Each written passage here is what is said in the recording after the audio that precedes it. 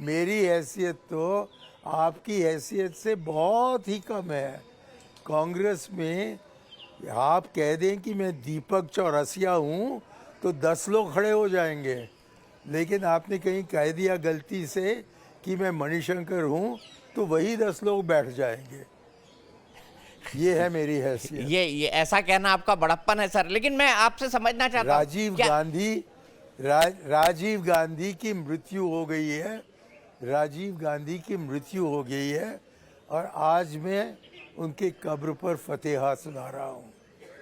मुझे ये बताइए, क्या राहुल गांधी कांग्रेस का नेतृत्व ठीक ढंग से कर रहे हैं? हालांकि वो कांग्रेस के राष्ट्रीय अध्यक्ष नहीं है, लेकिन सर्वे सर्वा वही है। क्या उनके नेतृत्व में कांग्रेस ठीक ठाक ढंग से चल रही है? आपका क्या आकलन है मणिशंकर अय्यर जी?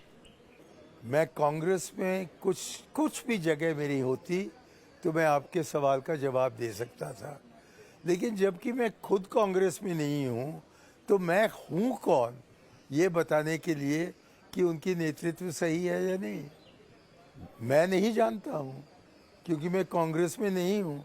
मतलब मैं टोकन में हूँ, लेकिन असलियत में तो मैं नहीं हूँ। और तब मैं कौन बनता हूँ ऐसे बड़े जजमेंट बताने का कि उनकी नेतृत्व सही है या नहीं। ये दीपक चौरसिया का काम है, मणिशंकर का काम नहीं है। लेकिन मैं आपसे यह समझना चाहता हूं सर कि अगर नेतृत्व सही होता तो शायद वो 95 चुनाव ना हारते। हम पंडित जी के ज़माने में भी, इंदिरा जी के ज़माने में भी, लाल बहादुर के ज़माने में भी, नरसिम्हा राव जी के ज़माने में भी, राजीव गांधी के ज़माने में भी, सोनिया जी के ज़माने में भी, मनमोहन सिंह के ज़माने में भी हम चुनाव हारे हैं। तो ये नहीं है कि क्योंकि राहुल जी के नेतृत्व में हमने 2-4 इलेक्शन खो डाला है कि हम उनको बदले।